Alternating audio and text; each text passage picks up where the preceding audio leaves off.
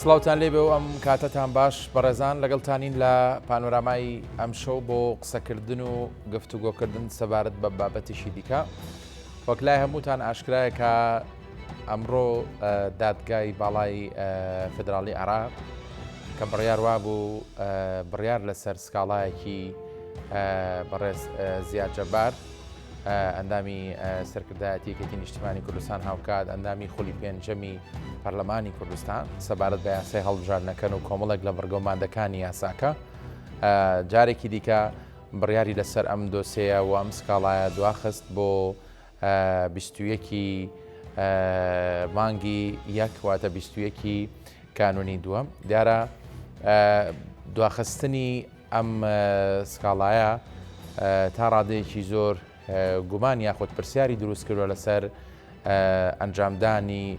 پرۆسی هەڵبژاردننی پەرلەمانی کوردستان لە وادەی خۆیدا ئەمە لەلایەکی دیکە سەرچاوەیەک لە کۆمیسیۆنی باڵای سەربەخۆی هەڵبژاردنەکانی عێراق بە کورتسات نیوز ڕاگەاندووە کە بە ئەگەرێکی زۆرەوە هەڵبژاردننی پەرلەمانی کوردستان لە وادەی خۆیدا ئەنجام نادرێەوە دوا دەکەوێتەوە ئەم سکاڵای ئەمڕۆژ کە دواخرا ئەوەندەی تر ئەرکەکانی کۆمیسیۆنی قورستر کردووە پرسیاری لەسەر وادەی ئەنجامدانی پرۆسەکە دروست کردو دەمەوێت گفتوگۆ بکەم سەبارەت بە ئەگەری ئەنجام نەدانی هەڵبژاردننی پەرلەمانی کوردستان لەم ساتە وەختەی کە هەرێمی کوردستانی پیادا تێپەڕ دەبێ کە بەشێکی زۆری دامەزراوە فەرمیەکانی هەرێمی کوردستان لە کارکەوتون لەسەر و هەمیانەوە پەرلەمانی کوردستان و ئەنجومەنی پارێزگاکان و زۆر دامەزراوی دیکەی گرنگی هەرێمی کوردستان هەر بۆیە دەبێت هەرچی زۆر هەڵبژاردن لە هەرێمی کوردستان ئەنجام بدرێت تاوەکو ئەم دامەزراوانە کارا بکرێنەوە ئایا کاریگەریەکانی چی دەبن و ئەگەر بێت و هەڵبژاردن دووە بکەوێ وادەکەی بۆ دواتر کەی دەبێت دوورخایەن دەبێت یان کورتخایەن دەبێت و زۆر بابەتی دیکە لەگەڵ زۆر بەڕێز دکتۆر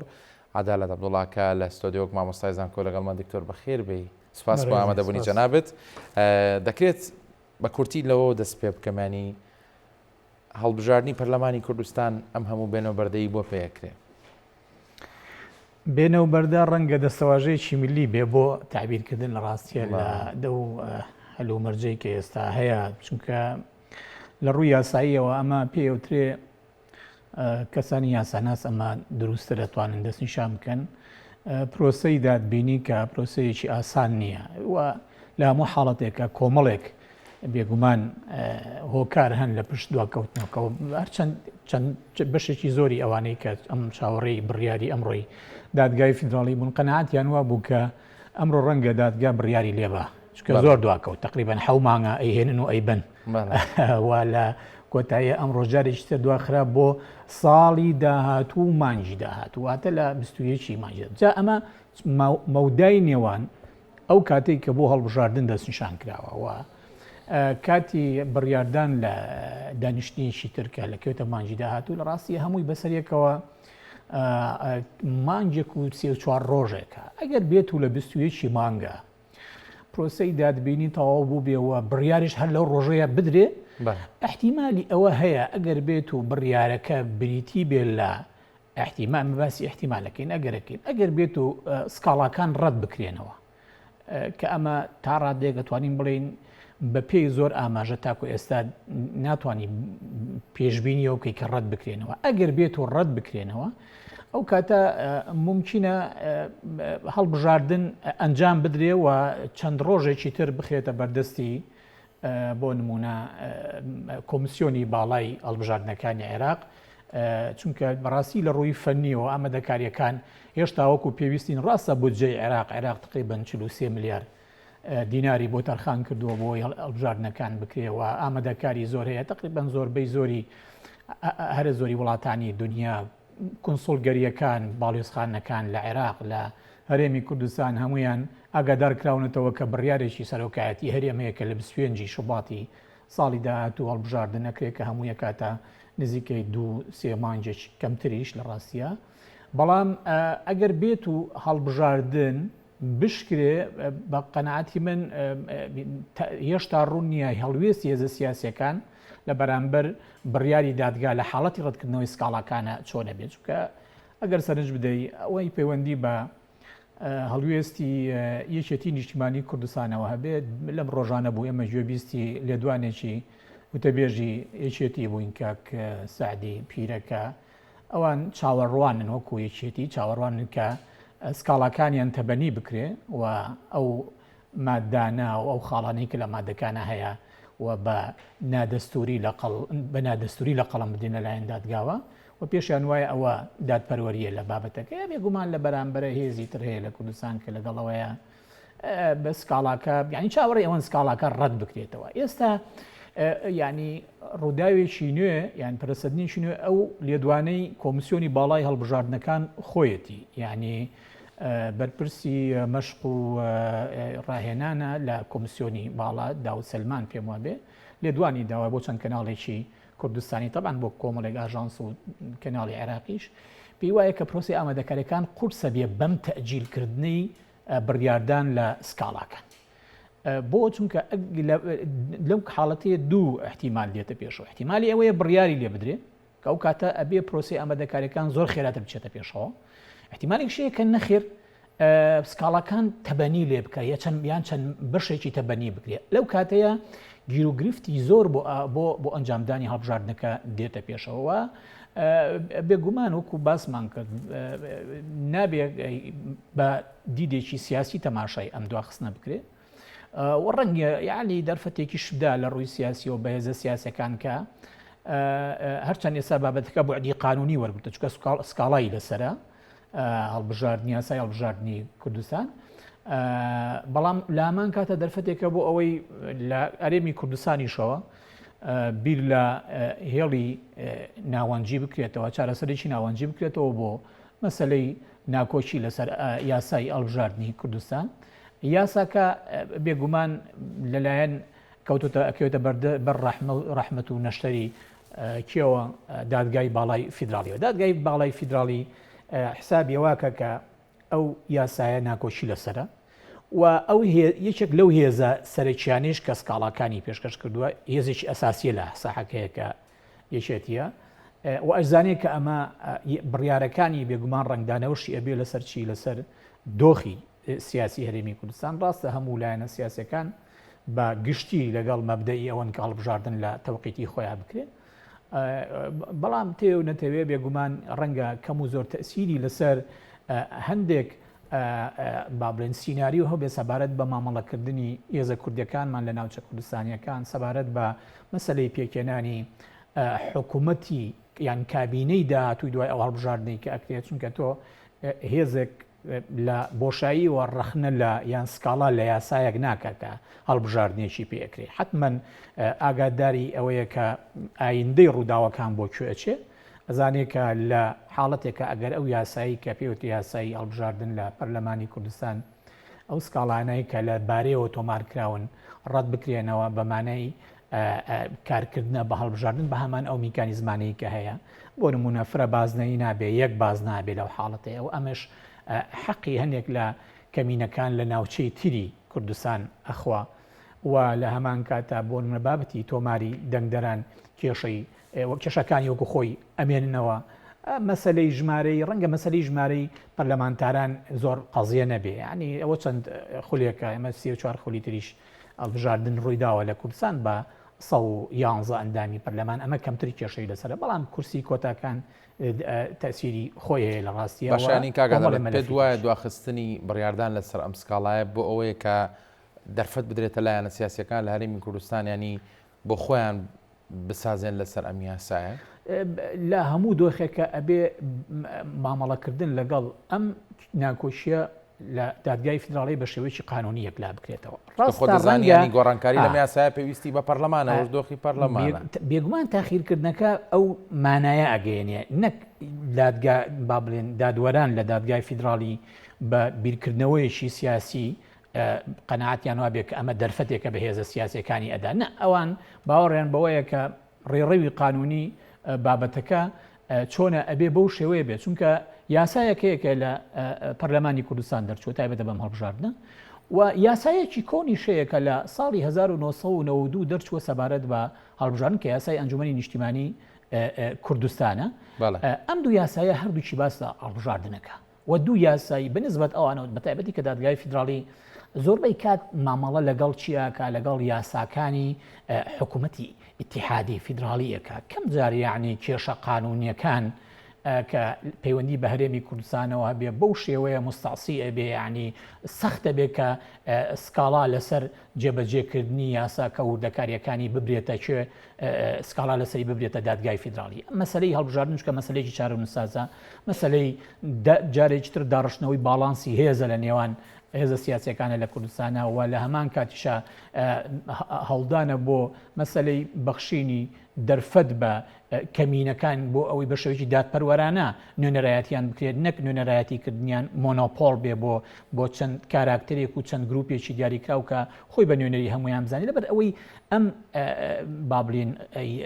پرۆژە سیاسیانەی تیا هەیە دادگا لای خۆیەوە حساب بۆ ئەوکەکە بەبێ بەسەلەی بیرکردنەوە لە بابەتە سیاسەکان حساب بۆکەکە پرۆسی سیاسی هەرێمی کوردستانی لەسەر بەدەوە بابەتێکی لۆکاڵیە پەیوەندی ڕاستەوخۆی بە دادگای فیدراڵی و نییە و بە پێ ئەو نەریتەی کە لەسەری ڕاتۆ زۆربەی زۆری کێشەکان پەیوەندی بە عێراقەوەی بە شێوەیەکی گشتی یاسایەکی هەرێمی کوردستان ئیشکالێتی ئەو تۆی بۆ دروست نەبوو کە بێتە دادگای فیدراڵی بۆیە هەم پێویستی بە کاتی زیاترە هەم پێویستی بۆیە کە بڕیارەکە بدا بڕیارێک بێ لەو سەرەوە تەبعا نەبێ خۆ دەزانی باتە کەس ناتوانێت و کاتە تانەی لێبە بەڵام یاسایەک نەبێت نادات پەروەەر بێ هەندێک وردەکاری ناو یاساکانی هەرێمی کوردستانی ڕەنگە دادگای فیدراڵی خەلفێتێکی وردی لەبارەیەوە نەبێ ڕەنگە پێویستی بە پرۆسەیەکی فراوانی ڕاوێشکردن هەبێ لەگەڵ خەڵکانی یاساناس و خوبەرای قانونی و ڕەنگە بەشێک لە دادوەرانی کوردستانیش کە ڕابردوویەکی مامەڵەکردنیان هەیە لەگەڵ ئەم یاسایانەیە بێنە ناوم پرۆسەوە پرس و ڕاوێژیان پێ بکەن بۆی لە کۆتاییە بڕیارێ بدێ کە هەم هەڵبژاردنەکە بکرێ هەم هیچ لایەنی سکاڵاکاریش کە بێگومان دوو لایەنن بەڵام لایەنی سەرچتیایە یەشێتیە هەست نەکا کە سکاڵاکانی ڕەچاو نەکراوە و لە هەمان کاتە هەڵبژاردنیش ئەنجام بدرێ ئەمما تەوقیتەکەی ئەکەوێتەکەی لە بۆ نمونە سکاڵاکان تەبەنیەکرێ و هەڵبژاردنەکە بە بۆنەوە دوایەکەوێ یان نەخێر سکاڵاکان ڕەت ئەکرێت بەشێکی ڕەتەکرێتەوە بەشێکی ئەمێنێتەوە ئەمەش هەمووی تەرتیبات و نەتایجەکانی جیاوازە یان نەخێر سکاڵاکان لە بنەڕەتە هەمووی ڕەتەکرێتەوە هەڵبژاردنش هەر لە 25 شواتە ئەکرێ و لە هەمان کاتیشە پێویستی کامیان ئەگەرێکی بەهێز ئەگەری بەهێز تاکو ئێستا ئەوەیە ینی ناڵێن ئەگەری ڕەنگەم ئەم تەسمیە شەڵ نەگرێ ئەگەرێک کە زیاتر مڕەجەح بێ ینی لە پێش ئەگەرەکانی ترەوە بێ ئەوەیە کە ممکنە لە بستویەکی مانگ بڕیار بدرێ لەوەی کە چەند بڕگەیەک لە ڕاستیە لە یاسای هەڵبژاردننی پەرلەمانی کوردستان پێش هەموارکردنی دەستکاری بکرێ بۆ نمونە دادگای فیدراڵی ئەوەی زانیارە بێ داوای کردووە بۆ نمونە کە هەرێمی کوردستان و هێزە سیاسەکان تقریبان شبوو ڕێککەوتن لەسەر ئەو ڕێککەوتن کە هەرێمی کوردستان هەڵبژاردن تایە 4 بازنەی بێ بازنەیەکی تر هەیە کە لەناو کە لە فەرهەنگی سیاسی و قانونی عێراقا هێشتا یەکلا نەبووەوە بازنەی هەڵەبجە ئێمە پارێزگایەکمان هیچ هەیە ئێستا پێوترێ بە ڕستنی پارێزگای هەڵەبجە ئەم پارێزگایە لە قاموسی سیاسی عێراقا هێشتا بە حکمی ئەوەی هەڵەبجەوەکو پارێزگایەک ڕاستە ئامادەکاریشی بۆ کرێ لە عێراق لەسەر ئاستی عێراق بەڵام بە ڕسمی هێشتا نەبووە پارێزگای 19مین لە عێراقا ئەم بازنەیە ئەبێ ڕەچاو بکرێ و حساباتی بۆ کرێ بۆی هەر دادگای فیدراڵی بەپێی هەندێک زانیاری داوای کردووە کە سەرژمێرێکی ورد لەبارەی هەڵەبجە و لەسەر یەکە ئیداریەکانی و لەسەر ئەو ناوچانەی کە تابعی ئەم پارێزگایان بخرێتە بەردەستیان بۆ ئەوی بزانرێکە موئاهلە وەکو بازنەیەکی هەڵبژاردن چکە ئەمە پێو نەتەوێت لە بەپێی یاساکانی عێراق ئەم بازنەیە کە جیاکرێتەوە لە بعیبارەتێکی شعبی لە ورجی پارێزگای سلێمانی هێنرێتە دەرەوە یعنی ئەبێ وردەکاری و ڕێخستنی ئەمانە کۆمەڵێک بابرین ئیشکالیاتی قانونی و دەستوری ئەبێ دادگای فیدراڵی بە وردی حسابی بۆ بکە احتیمال هەیە احتیمالێک هەیە کە لە پێش احتیمالەکانیەوە هەندێ مادە هەیە دەستکاری بکرێ و ئەگەر بێت و ئەوەش هەیە احتیمالەش تریش هەیە ئەگەر بێت و سکاڵاکان تەبەنی بکرێن ئەو بەدڵنیاییەوە تەواوی یاسای هەڵبژاردننی پەرلەمانی کوردستان لەو حاڵەتەیە ئەکەوێتە بەر با بڵێن نەشتەری دادگای فیدراڵی وەک ئیشی پێ ناکرێت و یاسای بەدی لەو کاتەیە چیە یاسای ئەنجومەنی نیشتیمانیە کە لە ساڵی 1992 بۆ هەڵبژاردنەکانەیە وە لەو حاڵەتەیە پێشموا بێ و کاتە هەڵبژاردنەکان لە ڕووی قانونیەوە نازان ڕەنگەمە خەڵکی قانونی زیاتر بتوانێت لەبارەیەوە بدوێ ئەو کاتە هەڵبژاردنەکانەکەوێتە دەستی دادوەرەکانی کوردستان چکە یاسایە حکمێکی وایتایە یان هەر نەخێر هەر دادگای فیدراڵی خۆی داهێن کۆمسیۆنی باڵای هەڵبژاردنەکان خۆی سەرپەرشتی هەڵبژاردننی پەرلەمانی کوردستانیشەکە بە حکومیەوەی لە دەسەڵاتی تەنفیزیەوە کە حکوومەتی عێراقیە بودجێ بۆ تەرخان کراوە ئامادەکاری بۆ کراوە خودی کۆمسیۆن ماوەیەکە سەرڕای سەرقاڵیان بە هەڵبژاردننی ئەنجومەنی پارێزگاکانی عێراقەوە بەڵام ئیشیان لەسەر ئەوەش کردووە کە لە هەمان ئەو تەوقیدەی کە دەستیشان کراوە ئیشیان بۆی کردووە کە لەو تەوقیت چشە هەڵبژاردنەکە بکرێ ئەمانش هەموو کۆمەڵێک پرسیارن کە بەڕاستی هێشتا ڕوونین طبعاً ڕاستە بوێ لە ڕووی معنەویەوە بۆ هەرێمی کوردستان ڕەنگە خۆش نەبی هەڵبژاردنەکان دوا بکەوێت بەڵام لەوەش ناخۆشتر ئەوەیە کە هەڵبژاردنەکان بە ناکۆچی چارەسەر نەکراوی سیاسی نێوان لایەنەکانەوە بکرێت چونکە بابەت هەر بابەتی هەڵبژاردن وێزگەیەکە ئەمە ئەگەرچی هەر خۆی هەڵبژاردن ئەتوانین چوەک مەفهوم چوەک پرۆسێسی سیاسی بێگومان ناتوانین بڵین پێوەرە بۆ دیموکراسی بەڵام بێگومان بۆنەیەکی سیاسی و میلی گرنگە بۆ ئەوەی تۆ تەجسیری دەسەڵاتی خەڵک بکەیت لەم بۆنەیە بەڵام بیرە نەچی هەڵبژاردنەکە کۆتایی کێشەکان نییە بەعکسەوە ڕەنگە هەڵبژاردنەکە ئەو نەتایجانەی کە لێکەونەوە لە حاڵەتی تەبەنی نەکردنی سکاڵاکانە ئەو نەتایجانەی کە لێگە بێتە مای مشکلەی گەورەتر سبینێ بۆ نمونە بێنە پێشاوی خۆت سیناریۆکان وا ببینە ئەگەر بێت و پەرلەمانی چونکە تمۆحی بۆ من لایەنێکی سیاسی سەرکی لە کوردستان بۆ منە کە پارتی دیموکراتی کوردستان تمۆحی هەیە ئێمە قسەمان لەسەرەوە نیە تمۆحە شەرعی نیە بەڵام باسمان لە تمۆحی ڕەنگە تمۆحیەوە بێ کۆنتڕۆڵی بە زۆرینە کۆنتڕۆڵی ناو پەرلەمانی کوردستان کە تا ئەو ڕادەی سبەی ڕۆژ پێویستی بە هەندی یاسای زۆر ئیسtisنائی نەبێت کە لە قاموسی سیاسیمانە پێڵین ئەو یاسایانەی کە ڕەهەندی نیشتیمانیان هەیە لە دەرەوە ئەوە توانای ئەوەی هەبی هەموو یاسایەک دەرکا بەبێ حسابکردن بۆ نمونە بۆ سبەینێ بۆ فراکسیۆنی هێزە ڕکابەرەکەی کە یەشێتیان هەو هێزانەی تر کاریەکە و بە ڕێژەیەکی کورسی دێنە ناو پەرلەمانەوە تۆ بێنە پێشچاوی خۆت ئەم سیناریۆ چەند ترسناکە بێ چەند ناکۆچی گەورەتر ئەخاتە ناو پرۆسی سیاسی کادارەدانی هەستیش ناکەی بۆ نمونە ڕێکەوتن لەسەر ئەم کەم و قورتیانە ناو یاساکەیان ئەو خاڵانی کە جینا کۆکن پرۆسێکی تااقەت پرۆکێن بێەوە ئەستم بێت چکە ئەگە بەڕاستی ڕێبکەوتنایە خۆ پێشتر کات لە بەردەستدا بوو بۆ ڕێکەوتن بۆ گفتوگۆکردن بۆ ینی ئەندامشی خولی پێشی پەرلەمان خولی پێنجەمی پەرلەمان هانا بۆ دادگای فدراڵی نەبا دەکرا لە هەرێمی کوردستان کێشەکان هەڵبکرا بەدڵنیایەوە بۆ ئێمە باسی سیناریۆی ترسناگەکەین لە قۆناغی دوای ئەنجامدانی هەڵبژاردنەکەش ئەگەر لە حاڵەتێکە سکاڵاکان ڕەت بکرێنەوە چونکە ئێمە سیناریۆی پێشوەختمان لە بەرچاوە ئەزمونێکمان هەیە کە ئەزمونێکی ترسناکە ئەویش یەکلاکردنەوەی یاسای هەڵبژاردن و با بڵێن یەکلاکردنەوە هەندێ مەلەفە بە لۆژیکی زۆرینە و کەمینە لە ناو پەرلەمانە لە کاتێکا بۆ منە مەسەلەی هەڵبژاردن مەسەلەیەکە بێگومان بەعدێکی نیشتیمانی هەیە یعنی ئەگەر ئێمە ئەم باگراوەندەوە ئەم ئەزمونەمان هەبێ بێگومان کارێک ینی تۆ ناتوانانی بەرچاوش ڕۆشن نابێ و زۆر گەشتبینیش نابی کە سیناریۆی دوای نەتیجەی هەڵبژاردنەکان لە قازانجی هەرێمی کوردستان بێت و بیرش نەچێ ینی مەسەلەکە هەر تۆمارکردنی سکاڵا نییە بێژگە لە سکاڵاکان کە بۆعدی قانونی دەستوریانەیەوە حەقی هەر هێزێکەکە کە یاسایەکی بەدڵ نەبێ ئەوە دەستوری عێراق و یاساکانی و هی کوردستانیش ڕێی پێداوە کە بچێ سکاڵای خۆی تۆمار بکە بەڵام بیری نەچێ لێرە لە کوردستانە ناکۆچی سیاسی گەورەشەیە لە نێوان پارتی دیموکراتی کوردستان و یەکێتی نیشتیمانی کوردستانە ئەم ناکۆچیانە ئەگەر بێت و شان بەشانی ئیحالەکردنی بۆ بوعدە قانونی و دەستوریەکەی مەسارێکی سیاسیش وەرنگرنیەوە چارەسەرێکیان بۆ نەدۆزرێتەوە کۆنتترۆل نەکرێن و نەگەن بە کۆمەڵێک مشتەرەکاتی سیاسی هەندێک خاڵی هاوبەشیان لە نێوانە دروست نەبێ دوور نییە قوارەی سیاسی کوردستانیش بکەوێتە بەرمەترسیەوە چونکە قوارەی سیاسی کوردستان خۆی چییە؟ قوارەی سیاسی کوردستان خۆی بریتە لە کۆمەڵێک دامەزراوە ئەگەر بێت و ئەم دامەزراوانە باڵانسێکی نیشتیمانی تیانە بێ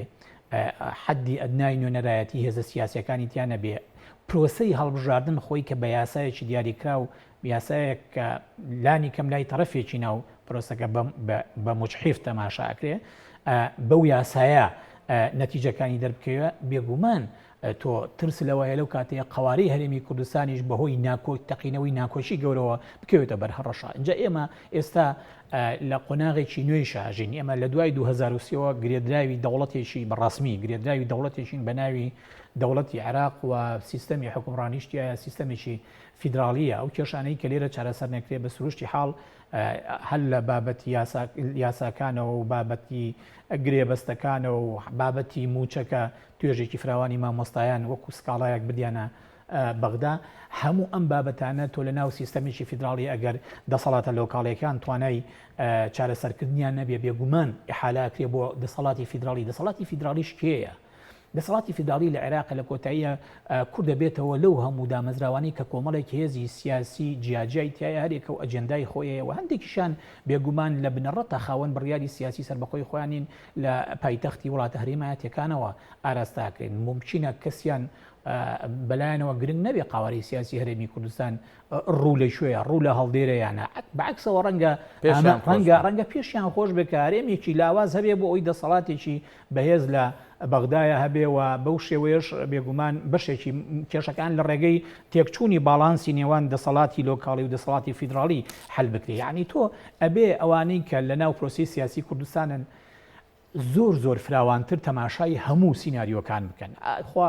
لی خۆش بێ مامزلال کاتی خۆی هەموو جارە عیبارەتێکی بەناوبانجی هەبوو ئەبێ پانایی ببینین. ئێستا دۆخی سیاسی ئەوەیە بەداخەوە هەندێک ساتە وەختیایە هەیە ئێزە سیاسەکانمان بەری لوتی خۆشیان نبینن نەک پانایی ببین. ئەمە کێشەیەکە ئەمە نابێ بەو ڕادەیە چکە ئێمە تەجروبەی خراپمان هەبوو ئەوەی کە لە ناو پەرلەمانە بۆت هەڵکەوێ هەر یاسایەک بڕوە بەبێ حسابکردن بۆ هێزەکانی تر لانی کەم و هێزانەی تر کە لەگەڵ تا لە ناو پرۆسی حکومڕانیان ئەم لۆجیکە ترسناکە. من پێم وایە ئەگەر پارتی دیموکراتی کوردستانیش ئەگەر بە ڕاشکایی قسە بکەین ئەگەر ڕەوتێکی سیاسی تایدا گروپێکی سیاسی تایدا بوای بکاتەوە ئەبێ هەر خۆیان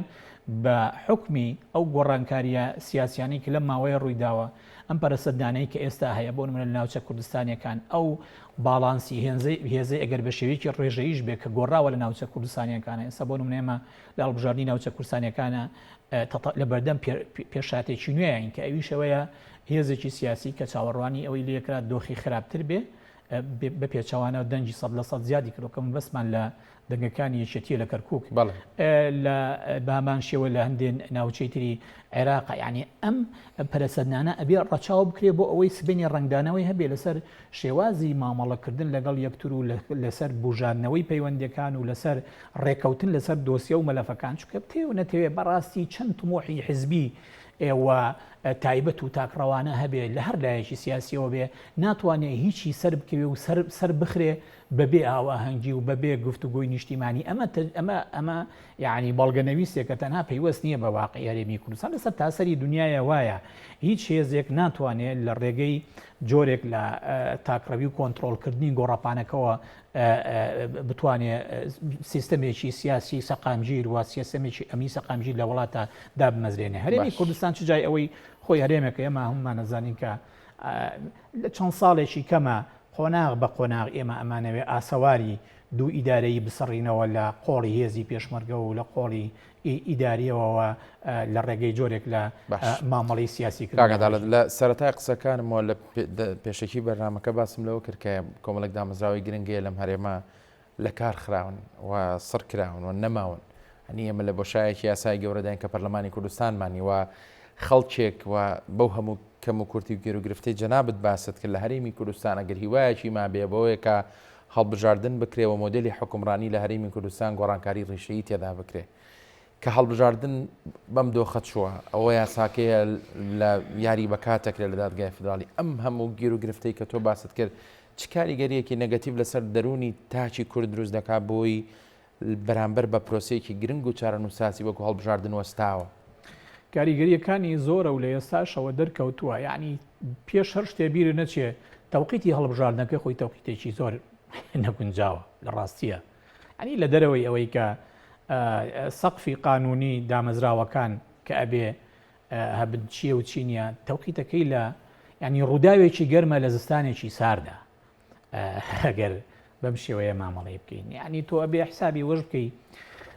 گەرمەی بانگەشەی هەڵبژاردنەکەوێتە ناو مانجی یەک و تقریبەن نیوەی مانجی دووە کە چلەی زستانە دنیا تۆف و بەفر و بارانە. یعنی نازەمە گەر ساڵەکەی نەهات بێ و باران نەبەجنە. لە ڕاستیە بانگەشەکە مەگەر تەنها لە شاشەی میدیاکانەوە و لە سەکۆی میدیاکانەوە گەرم بێ ئەژینا کەش و هەوا یارمەتیدەر نییە بۆ ئەوەی ئقبالێکی بەهێز بۆ بانگەشەکە هەبێ لەلایەنە سیاسیەکانەوە مەگەر ڕۆژانە دوعا بکەن ڕۆژ خواب چەند ڕۆژێک خۆری تێبکەوێ بۆی بانگەشە بکرێت. خاڵێکی تر خەڵک کە بێوێ بەشداری لە هەڵبژاردن کە تۆ بێ وەکو هێزە سیاسەکانیش ڕەچاوی بکەی خمافی هەموو کەسێکە کە بەشدار بێ لە هەڵبژاردنە. ئێمە ناوچەیەکی زۆری دوورە دەست و دیهاتەکانمان هەیە کە لە زستانێکی تۆف و باراناوی و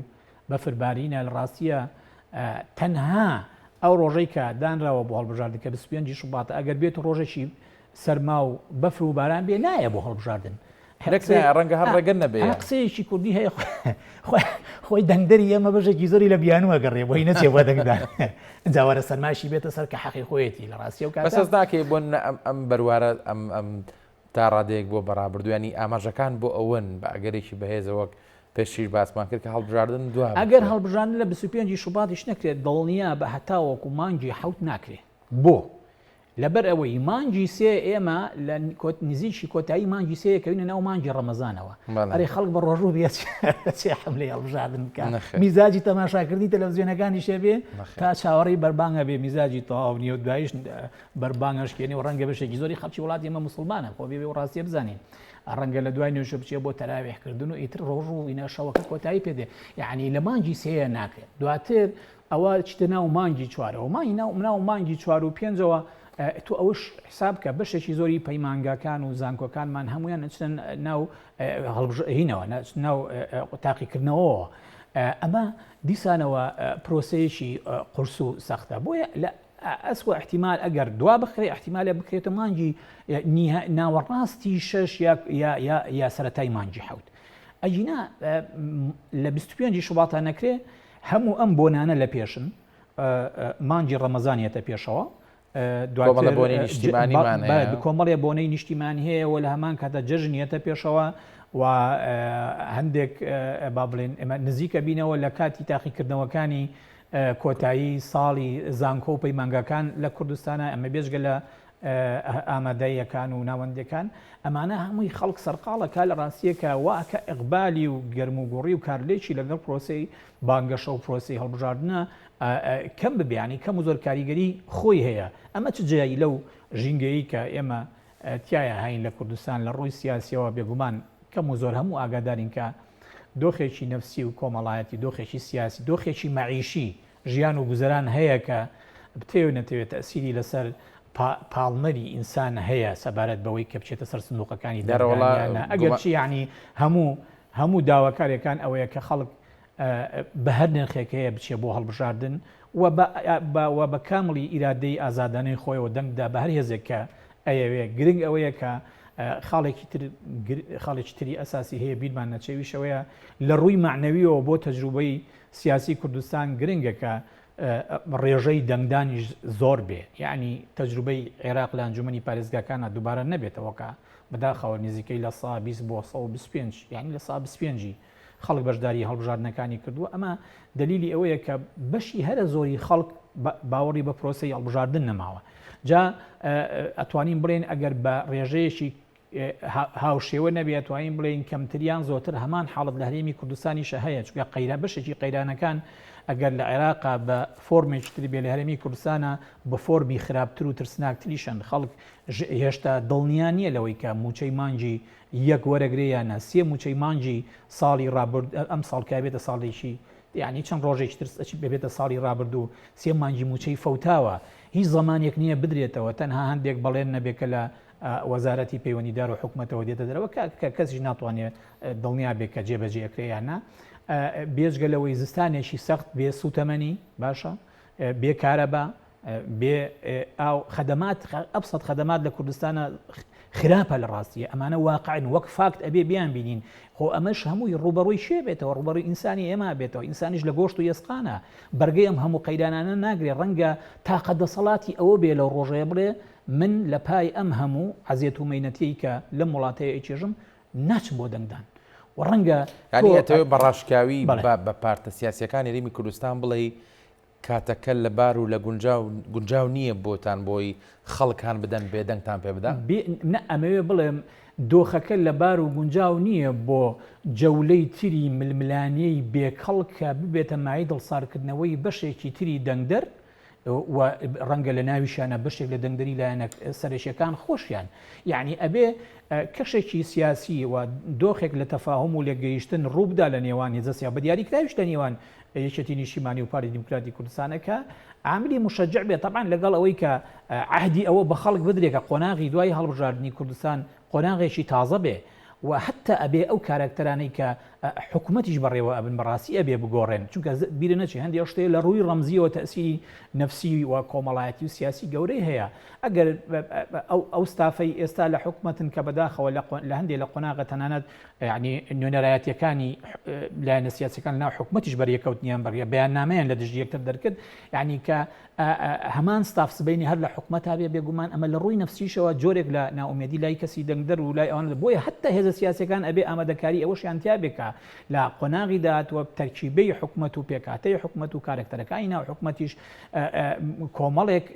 ناو و کۆمەڵێک ڕەمز بن کە خەڵک بڕێک ئیتمینانی بەرامبەریان هەبێ و هەستنەکە لە بازنەیەشی داخراوە خولێتەوە ڕەنگە هەمان تەجروبەی ڕابردوو دووبارە بێتەوە ئەرچی سەرشانی هێزە سیاسەکان زۆر قورسە ئەگەری مەبەستیان بێ هەڵبژاردن لە کاتی خۆیان بکرێ یا لە هەر کاتێکی ترا بکرێ و ئیقبالی خەڵک هەبێ لەسەر ئەم هەڵبژاردنە و خەڵک ئومێدی لابێ کە بەشدار بێ لەم هەڵبژاردنە هیچ شاراوە نییە خەڵکێکی زۆر هەیە لە کوردستانە ناومێدە ئیشی هێزە سیاسەکانە ئیشی میدیاکانیانە ئیشی بۆ نمونە چالاکوانانی کۆمەڵگەی مەدەنیە کە خەڵک مەیوس نەبێ لە هەڵبژاردن چونکە لە هەموو دنیاە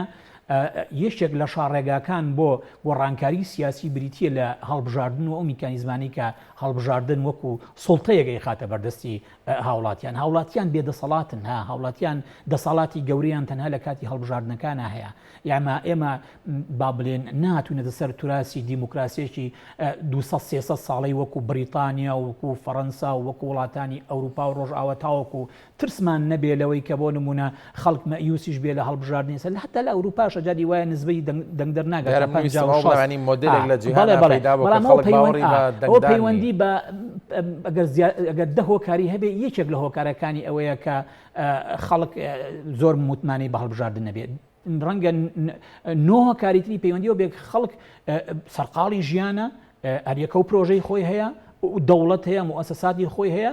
ڕەنگە خەڵکێکە بێ لە ناو هەر کۆمەڵگایەکێکە ئەچێتە وڵاتەکان نچێت ناو هەڵبژاردنەوە بەلایەوە گرنگ بێ کە نوێنەرانی سیاسی خۆی تازە بکاتەوە حیزبێک سەرخات و حیزبێک بێنێتە خوارەوە بەڵام تێوێ نەتەوێت بۆ ئێمە کە خاوەن ئەم توراسە سیاسیە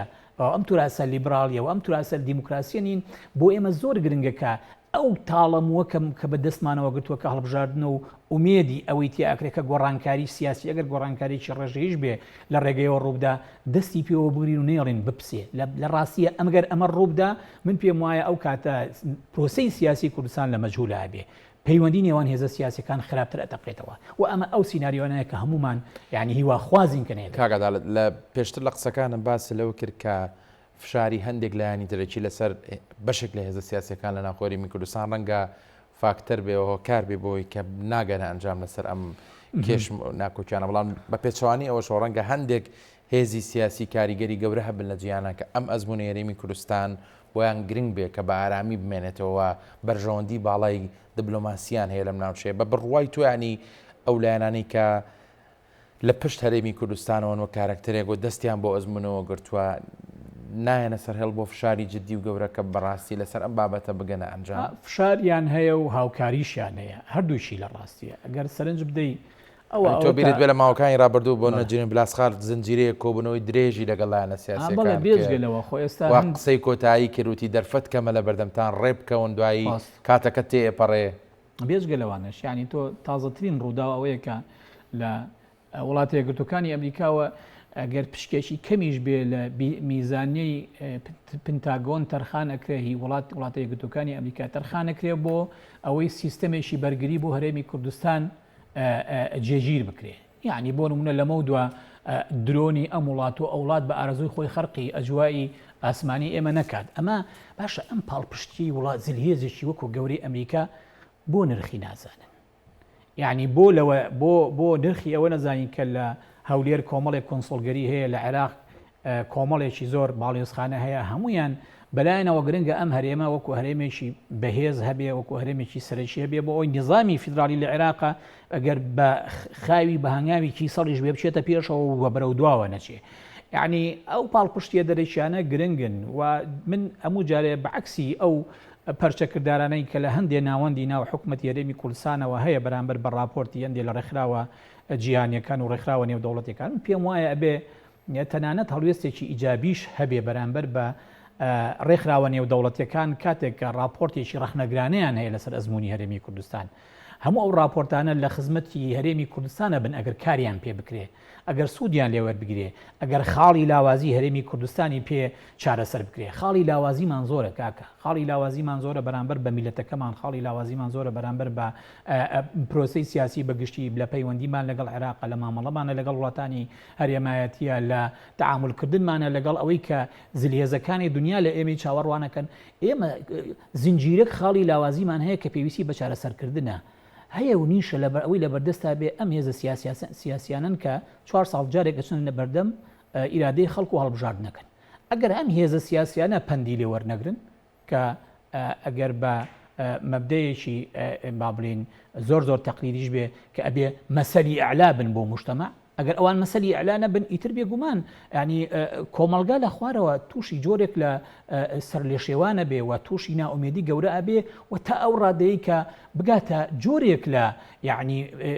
یەسی ئەوەی کە قەناعەتی وا بێ ئەگەر دەوڵەتێکی داگیرکرد حکمی بکە ڕەنگە باشتر بێ لەمان، کە ئەمە خەڵکەیە ئێستا لە ناو کوردستانی شەیە بیرکردنەوەیکی وایە کە من پێم وایە بیرکردنەوەیکی باش نییە و ڕاست نییە. بەڵام کە تۆ بەردەوام مەیوز بووی ئەگەر دۆخی سیاسی و دۆخی ئابووری دۆخی مەعیشەت و گوزەرانی خەڵک بەرەو باشی نەڕوا ئیسلاحاتی جددی نەکرێ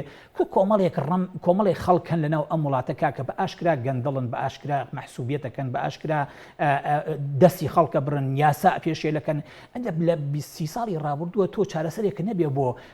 کۆنتترۆلکردن و ئەمانە و سزادانیان و دروخستنەوەیان لە کۆمەڵی موقعی حساسە لەم وڵاتەیە خەڵک چۆن دڵی پێت خۆشە بێ. تو ئەو کاتە ئەتوانی کە ومێت بۆ خەڵک بگێڕیتەوە کە بە شێوەیەکی عملی دەستکاری ژیان و دەستکاری گوزەران و دەستکاری یعنی تا ئەو ڕادەی کە خەونەکانی بۆ بەدیهێنابێت، چاوەڕوانەکانی بۆ سەرخستە بێ. بۆیە ئەرکی سەرشانی هێزە سیاسەکانمان زۆر سەختە و بێگومان لە سەرویانەوە ئەرکی سەرشانی یەکێتی نیشتیمانی کوردستان، پارتی دیموکراتی کوردستان و بە دوایانە بزوتنەوەی گۆڕان و هێزە ئیسلامیەکان و هەموو هێزە سیاسیانی تریشکە لە گۆڕەپانەکە هەن. شکستی ئەوان لە تەجروبەی سیاسی کوردستانە ئەبێتە ماڵوێرانی بۆ ئەمیلەتە و دڵنیاش بن ئەو کاتە قاوارەکە کەوتە مەترسیەوە ئەم هەڵبژاردنە ئەبێ بۆ ئەوە بێ کە بڕێک لە ناومێدی بڕەوێنێتەوە، شتێک بابڵین گەرم و گوڕی بخاتە دڵی خەڵکەوە بچێ بۆ هەڵبژاردن بە ئومێدی ئەوەی کە گۆڕانکاری ڕووبدا و تەجروبەیەکی سیاسی حکومڕانی نوێ بێتەکایەوە. ئەگەر ئەمانە نێتەکایەوە خوا نەخواستە بێگومان ئێمە لە بەردەم قۆناغێکی خراپە ئابینەدا. کەواتە بە کورتی ئاین لەسەر بەرمەبنای بەدواداچوونەکانت بە ئەگەرێکی زۆرەوە هەڵبژاردن دوا دەکەوێت. هەڵبژاردن احتیمال هەیە بکرێت بە بڕای من بە گۆڕانکاری لە هەندێک مادەی هەڵبژاردننی یاسای هەڵبژاردننی کوردستانەوە. ئەمە مڕەجەحە یعنی شەرت نییە ڕووبدا و احتیمالێکی شەیە کە دوا بخرێت کە دواش بخرێت تا 6 مانگی تر خۆی نبینێتەوە. ئەکەوینە هاوینێکی گەرم. بەڵێکەوین هاوینێکی گەرمە و لە ڕووداوێکی گەرم. سپاس بۆ بەڕێز دکتۆر عەدالەت عەبدوڵڵا مامۆستای زانکۆ لە ستۆدیۆ لەگەڵمان بووی. سپاس بۆ سەرنجەکانی تۆ بەخێر بێت. سپاس بۆ بەڕێز. بەڕێزان سپاس بۆ ئێوەش کە تا ئێستا بینەری گفتوگۆکە ئێمە بوون. هەر شاد و بەختەوەر بن.